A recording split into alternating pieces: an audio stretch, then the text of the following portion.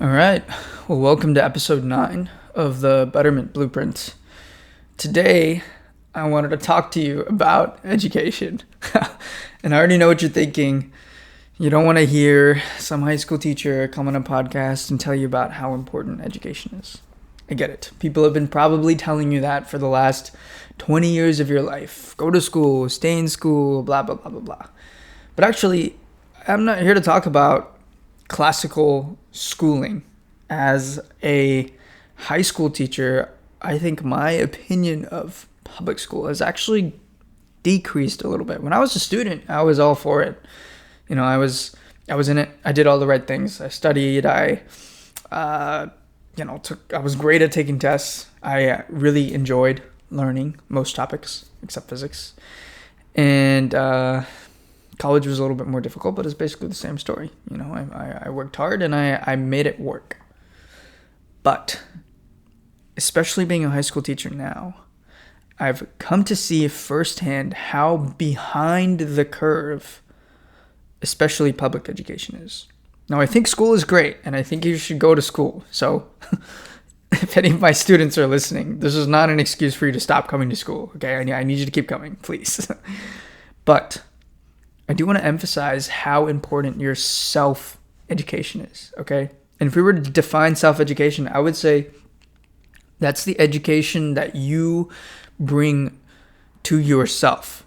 It's not, someone else isn't bringing it to you, like the way classical schooling works. Is you're going out into the world or onto the internet or into a library or whatever, finding something that you want to learn about and educating yourself on it, okay? And this is really, really, really important. I think that self-education might be the number one hack to getting yourself where you want to be. Because usually what's stopping someone from getting from where they are to where they want to be is either some lack of action, some lack of follow through, some sort of like discipline issue, or it's a lack of education. You don't know what to do, or there's so many things to do that you're paralyzed and you don't know what to choose, right? You're either lost in the dark or there's so much light that you can't see.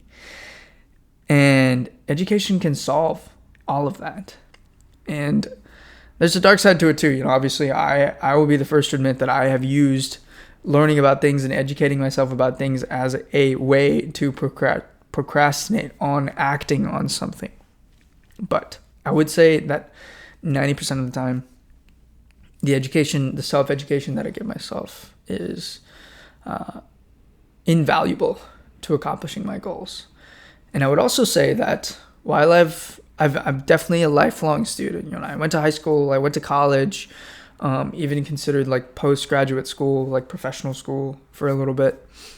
I would say that 99% of the most important lessons that I've learned came outside of the classroom, right? They came from my life experiences, of course, which we all have in common. We all learn from our life experiences. But I think something that a lot of people leave on the table is learning from other people's life experiences.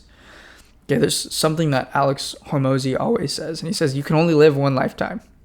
And I think that's so simply, it just puts the truth in focus, because he's right. You can only live your own lifetime, right? And that's why it's so important to consume other people's lives as well, talking to other people about their own lives, learning from their lessons, learning from their failures. And something that you have probably figured out by now is that you just can't talk to everybody, right? The most interesting, the most valuable people are also usually tend to be the most inaccessible, right? If I could sit down, if I wanted to be a politician, right? If I wanted to become the next president of the United States, there's a couple people on my list that I would want to talk to. I would want to talk to Obama. I would want to talk to Donald Trump. And I would also want to talk to someone who came really close to winning the presidency, but made a couple of key mistakes and lost it, But I would never, Tashawn from Austin, 25 years old, high school teacher. Like, I'm never going to be able to talk to any of those people. It's just not going to happen. But Obama has, I think, two whole autobiographical books about his life, about his experience as a president, right? And Donald Trump has a couple of books. I don't think they're biographies or autobiographies, but actually, yeah, there is a biography about him, and there's books about his presidency, and there's 1,000,001 pundits online who will tell you all about how he came to win the presidency twice, and how Obama came to win the presidency twice, and how Kamala Harris lost, and how Dick Cheney lost. I think my history's not that good, honestly, but you get my point, right? I could blunder around trying to become a politician, making my own mistakes and working through things on my own, or I could read and learn from the greatest politicians of our time, and that would make me so much more of an effective politician, because I could learn from their successes, and more importantly, I think I could learn from their failures. Okay, so just to contextualize this a little bit, because I'm sure most of you don't want to become politicians. Whatever it is that you're struggling with, whatever it is that you're going through, I know what it feels like. I know it feels like you're alone in the matter. Like, whatever you're going through, you just gotta grit your teeth, pretend like everything is okay, and keep dealing with it on your own. I know, because I'm the same way, right? I do it all the time. Sometimes I go to school and I put on a face for my students and I pretend like, I'm doing great. I slept great. I exercised. I'm being super productive. I'm really happy. That's true like 80% of the time, I would say. But the other 20%, man, I am having a bad time. And I do not want to be there. And I can't really imagine a scenario where, like, it would be okay for me to act like I don't want to be there. Because, one, it's my job to be there. And two, I mean, that's not good for my students, right? They are not going to be motivated to learn if they feel like their teacher doesn't even want to be there. And I'm 25 years old. And I'm an adult, and I've got a job, and I feel like I can't really always, like, be completely real about what I'm going through, because that's just kind of the way the world is set up. I mean, I can guarantee that, like, especially if you're younger, like, that's almost certainly how you feel, right? It's like you feel like you just got to go through it alone. And I'm not here to tell you to talk to people about it, because you already know you should talk to people about it. And hopefully you've got siblings or friends or parents or teachers that you could talk to about what you're going through. But I'm here to talk to the people who are not willing to do that. Because let me tell you, I'm one of those people, right? And my solace has always been self-education. The process of learning about things that are relevant to me right here, right now. So if you listen to my last episode about ambition, you know a little bit about my story and how personal development books were the first thing that really lit my ambition on fire, that really made me want to live again, right? And if you haven't listened to the episode, go check it out. It's episode 8. I think you'll enjoy it. I think you'll get something out of it. But after that, the next great struggle I had was actually sort of not counterintuitively, ironically, with education itself. Because I went to college and I was way out of my depth. I was in a really difficult major with a lot of people that are way smarter than me. And in high school, I never really had to study that hard. I had to study for sure, and I was challenged at times, but nothing like in college. I mean, nothing came easy in college. And I didn't know what I was doing, and I needed help, and I didn't know who to ask help from because all the students around me were struggling in the same ways. The students that weren't struggling were just freakishly smart. Very few people actually had good study habits or knew how to work hard. They were just kind of winging it.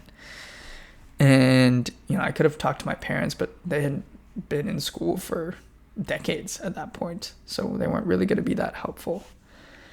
And you know what? I did talk to I think they were called peer mentors, so like other people in college who were a little bit older who had kind of gotten it together already, theoretically. And it was like a resource that the school offered. And, I reached out to them and they would talk to me, but I didn't really get anything that valuable from them.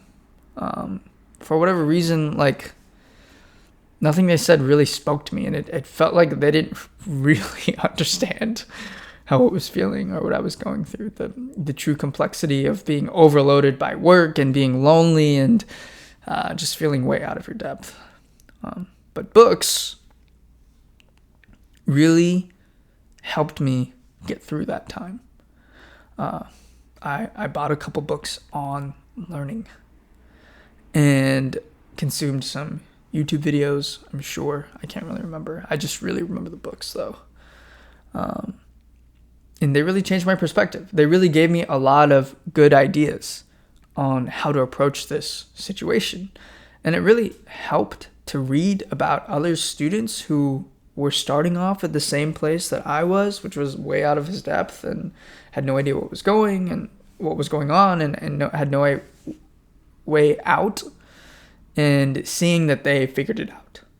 Like, that is the most relieving thing in the world when someone tells you, and you can believe them, you can see the truth in their eyes or in their words, that they were in the exact same spot you were not that long ago and they figured it out. Because if they can, then you can too, right? We're all just people at the end of the day.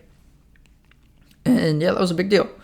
So I read a couple books. I kind of got my school stuff in order. It's still difficult, but nowhere near as difficult as it was when I started out, right? And then the next great challenge I experienced were relationships. In high school, relationships were no problem. I jumped in and out of relationships like someone jumps in and out of the pool on a summer day. Like, it was no problem. I think it was actually a problem. I was just like jumping from relationship to relationship. And then something changed when I got into college. I don't know if I changed or if the people around me changed, but it was just became really difficult to find somebody that I liked, who liked me, and it became really difficult to find healthy relationships, because when I did find someone where there was mutual attraction, it turned out to be hella toxic. And again, I turned to books. And I read some really, really great books on the topic that really put romance into perspective for me. And for context, it's been almost 5 years since I've read those books, and I still use those principles, and I look at the world with that perspective today. And my love life is by no means a fairy tale. Like, there's still problems, but again, it's way, way better than where I started out. And now my great difficulty is starting a business and building a podcast and building an audience and providing value to people. It's not as easy as it seems when you start off. And now I'm actually not reading that many books on the topic. I'm actually consuming a lot of YouTube and podcasts. And that has been huge for me. It's made a really big difference. And the progress that I've made over the past 6 months, I would attribute almost completely to the content that I've consumed and then put into action. But it's not easy. And I did want to take a second to kind of lay out the process of learning, because if you're not aware of the process of learning, when you partake in it and things start to feel bad, you think something is wrong with you. And there's nothing wrong with you. That's just the process of learning. Okay, so here we go. And this is actually a combination. This is my own perspective, but it's a combination of something that Alex Hormozi talked about on the Diary of a CEO podcast, which is run by Stephen Bartlett, which is a great podcast, by the way. You should check out both the Diary of a CEO and The Game, which is Alex Ramosey's podcast. Both are really great. And also a combination of my brother's perspective on learning. So I want you to imagine two hills, okay, next to each other. One is small and one is huge. It's more like a hill and a mountain. And you're on the other side of the hill. You can't see the mountain. All you can see is the hill in front of you. Okay? And that hill represents the first hump in learning. Okay? You start off the process of learning about something with informed optimism. Okay? And that's that feeling where you get a little taste of what something's about and you're like, whoa, this is kind of cool. This is kind of interesting. And I think I want to learn more about it. Or I think I want to try out this skill. Or I think I want to be a part of this experience. And so you get into it, right? You start walking up the hill. And I don't know if you've ever experienced this, but whenever I'm driving around in like hilly or mountainous places, and I look at the hills and I look at the mountains, it's like they're not that big. They don't look that big, right? They look fairly hikeable, fairly climbable. And then when you get on it and you realize it's like a 45-degree incline and like there's no good footholds, you're like, holy cow, this is so difficult. And it's kind of like that. Once you start to learn about the topic or you start to learn about the skill, you're like, whoa, this is not what I signed up for. This is actually really difficult. But that's just a part of the process. And that is is what's called as informed pessimism. Okay, so we start off with uninformed optimism, which is like, whoa, so cool, so interesting, I want to dive in.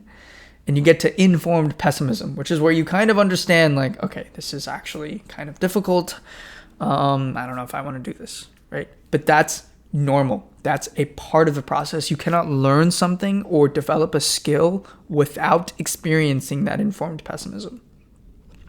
And then, as you climb up and up and up the hill, you get to the top of the hill, and you're like, okay, I feel like I'm starting to get a hang of this. I feel like I starting to understand what's going on here, what they're talking about. I feel like I can do this.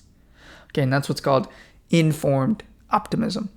Okay, and these terms, again, they come from Alex Ramosey. He has like a graph of an entrepreneur's life cycle, but I think it's actually really similar to a learner's life cycle.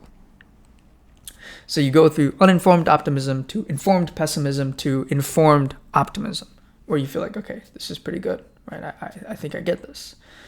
And then, you're just kind of building the skill, and it's all kind of downhill from there. You're going down the hill, right? And you get to the bottom of the hill and you reach the mountain. And that signifies the point at which you have overcome the first hump of learning, which is whatever it is you were trying to learn about the topic, right? Maybe I'm a chemistry teacher, right? So say it's like you're learning about the atom and how atoms have neutrons and protons and electrons, and hopefully you remember the stuff from high school chemistry.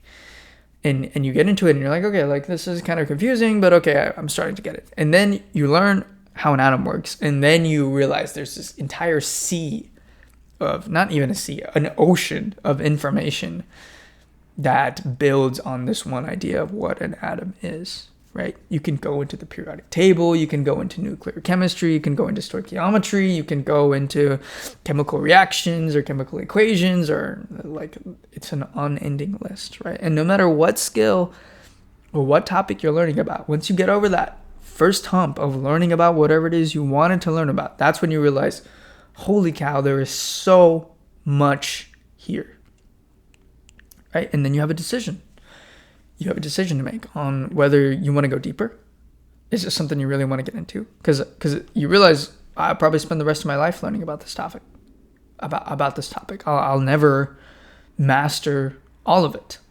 But, maybe you find it really, really interesting and you're like, let's do it. I'm in. Let's go for it. Or maybe you're like, this is just kind of like a little hobby for me. I don't really need to know all of that. That's fine. And you move on to something else, right? And that's fine. And I think I do want to make a note. It's totally fine for you to move on to some other topic if it's not something you're interested in. But if it is something you're interested in, or it is something that you need to learn or want to learn, recognize that being at the bottom of that mountain is a good thing. You can look at it as this gigantic obstacle to overcome, or you can look at it as this huge swath of opportunity. Because most people, when they reach the bottom of that mountain, they're like, I'm out. I'm not, this is not what I signed up for. I don't want all this.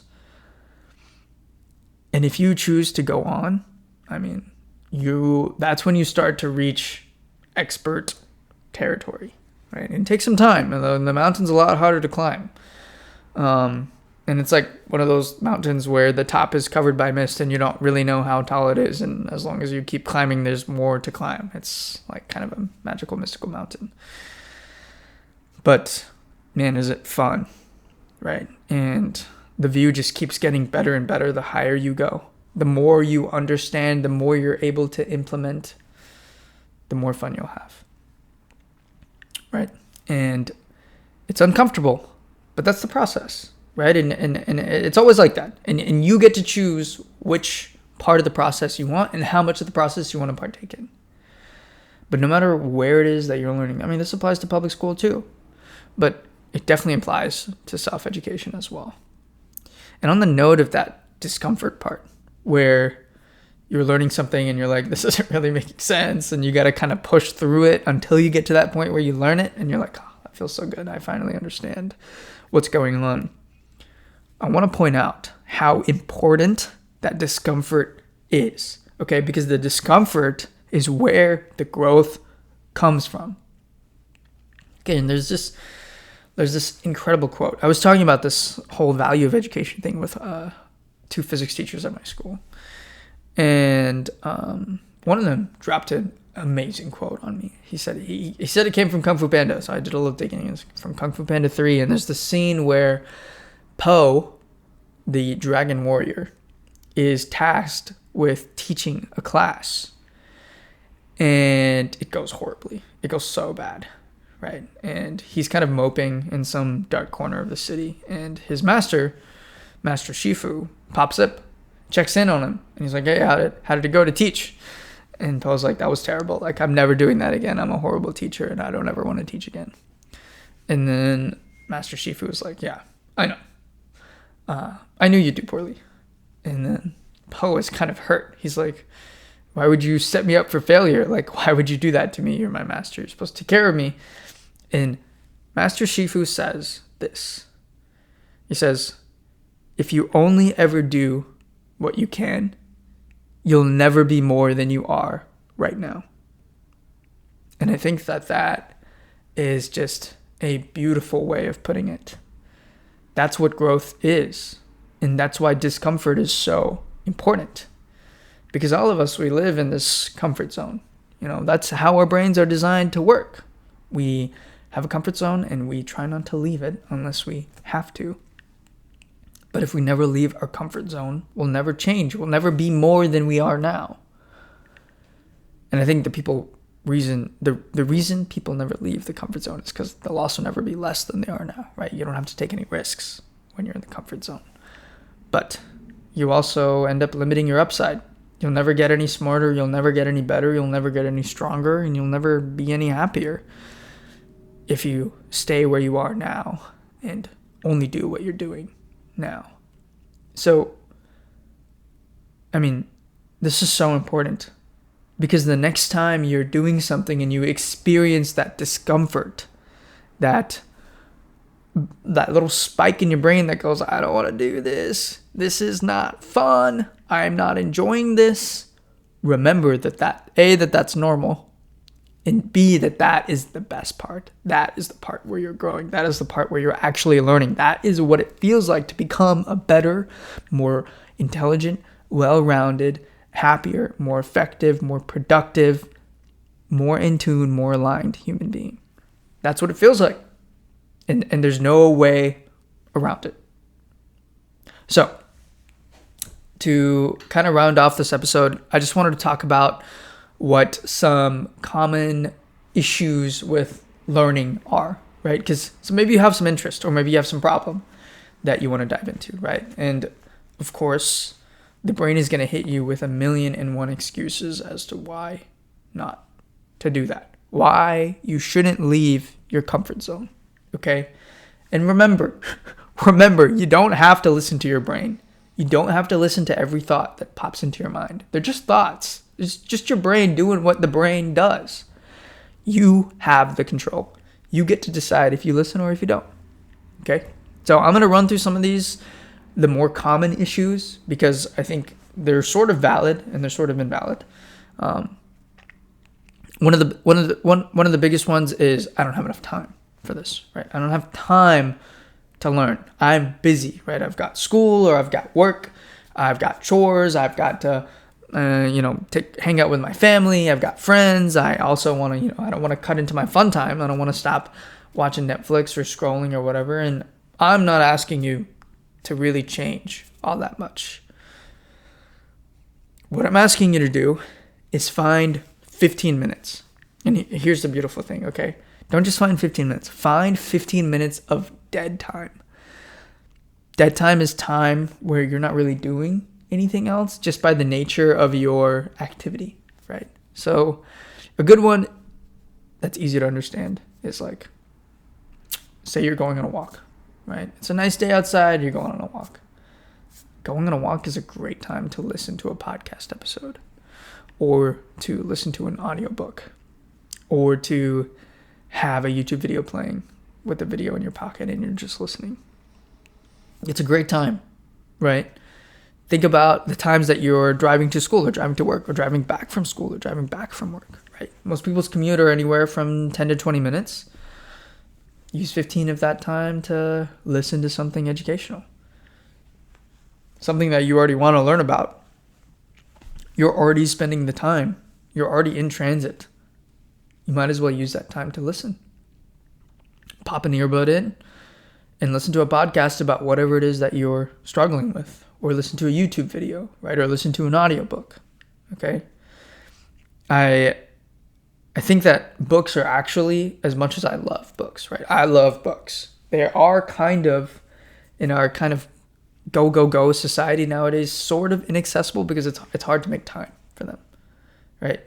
But I think don't try to jump straight into books, because if you haven't been reading for the last couple of years since you graduated high school or since you graduated middle school or whatever, don't jump straight into it, because you'll just be like, this sucks, this is too difficult, and then you'll never push yourself to learn again. So you got to be gentle and kind and smart with yourself about how you approach it, okay?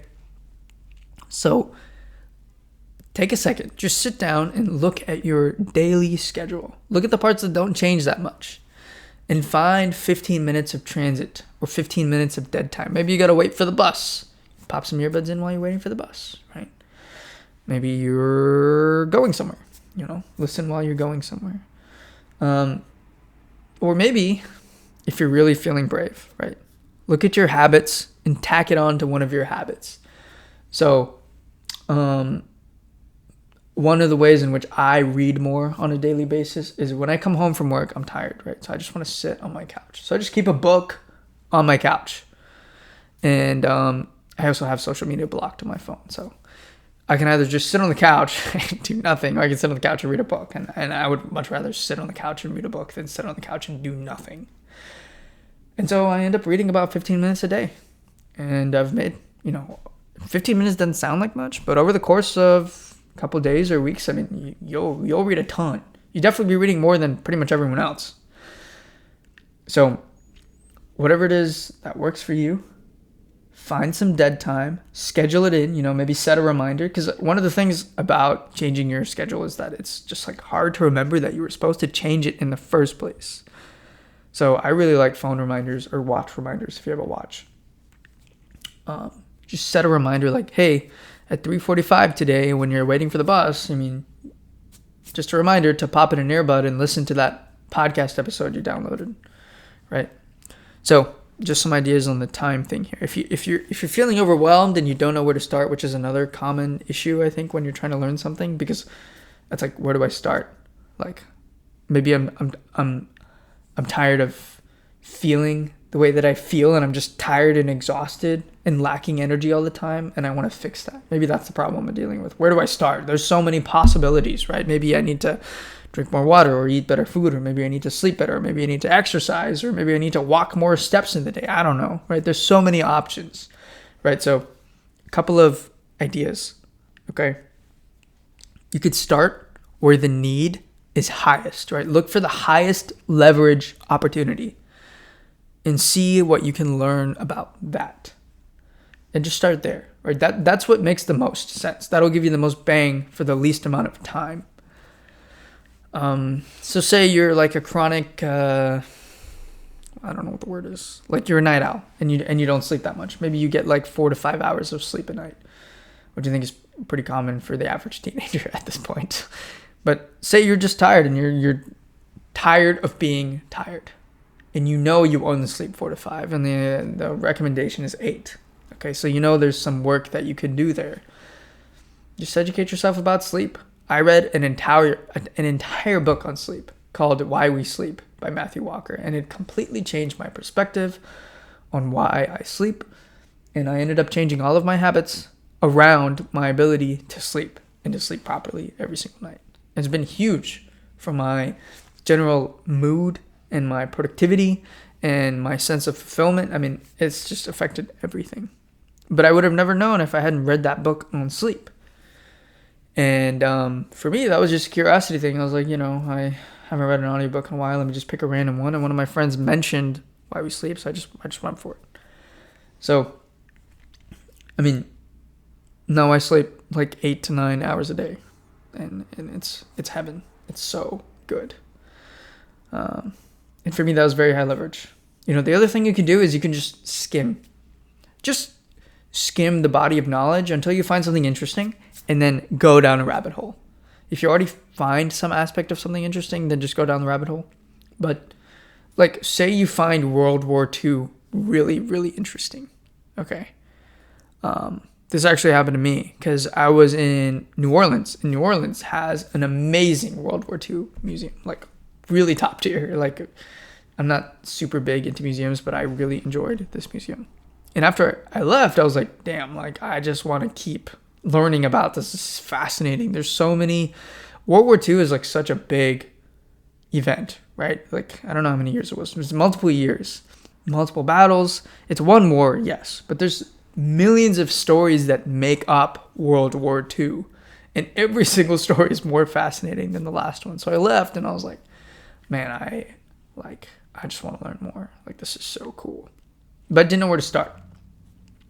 And I'm someone that really likes structure. So if you really like structure, this is a good tip for you as well, is find a book or find a YouTube course that kind of gives you structure already, and someone has already done the work of curating the best and interesting parts of a body of knowledge and condensed it for you, right? That's what makes a good book, at least a nonfiction one. But what I actually did was I hopped on ChatGPT and I was like, look, Chat, I just went to this museum in New Orleans. It was mind-boggling, and I'm feeling really fired up about this World War II stuff. Can you put together a curriculum for me to learn? And I want it to be fun. So, please include books, podcasts, TV shows, movies, and video games. And it was like, all right, cool. And it gave me a list, and it gave me a breakdown of when to follow it. And obviously use your best judgment, because one of the video games that offered me to play was Wolfenstein, and I was like, okay, I've never heard of this game, let me play it. And it was it had nothing really to do with World War II. I mean it does, but it's not realistic at all. So that particular piece was not the greatest, but everything else was so good. It told me about Band of Brothers and the Pacific, and all these TV shows that are, who doesn't love watching a TV show, especially a war TV show, right? And those are good ones. I hadn't heard of them before, and they're really cool. And a couple books, a couple TV shows. I'll be studying World War II for a while because of that curriculum that ChatGPT put together for me. Another way I did it was I was actually thinking about, I was doing my budget one day, and I was like, man, There's so much here to learn about finance. There's a whole world of finance, and it's so inaccessible. Like, the vocabulary is so difficult, and there's a million acronyms, and it's just so hard to get into. I never know what anyone is talking about. So I was like, okay, ChatGPT, pretend to be my financial advisor. And not just my advisor, but my teacher. I want you to put together a curriculum for me to learn about everything that you think I need to learn about to become the best personal financier that I can be for myself. Create a curriculum for me that I can then, you can teach me from, and then later on, I can give you the curriculum back and tell you to teach me lesson 2, and I can give you the curriculum back and tell you to teach me lesson 3, for example. So every week, Sunday, once I've finished my work, I just go on ChatGPT and I give it the curriculum. And I'm just like, hey, this is where we're at. Can you teach me about the next thing? And that's really easy. I don't have to do much. It made the curriculum for me, and it's doing the teaching for me. I just have to read. And I know more now, right? And so I've made some more investments, and I've started a savings account for my education, and all this stuff. It was great. So, we don't have time to go over every single possible excuse or difficulty that you might come across when you're trying to learn. But I think the main thing to keep in mind is that you will get a ton out of it. And the more you're willing to put yourself out there to learn about whatever it is you want to learn about, it will pay you back in the time and in maybe the money that you have to spend to learn about it many, many, many times over. It's good for your brain. It's good for your soul.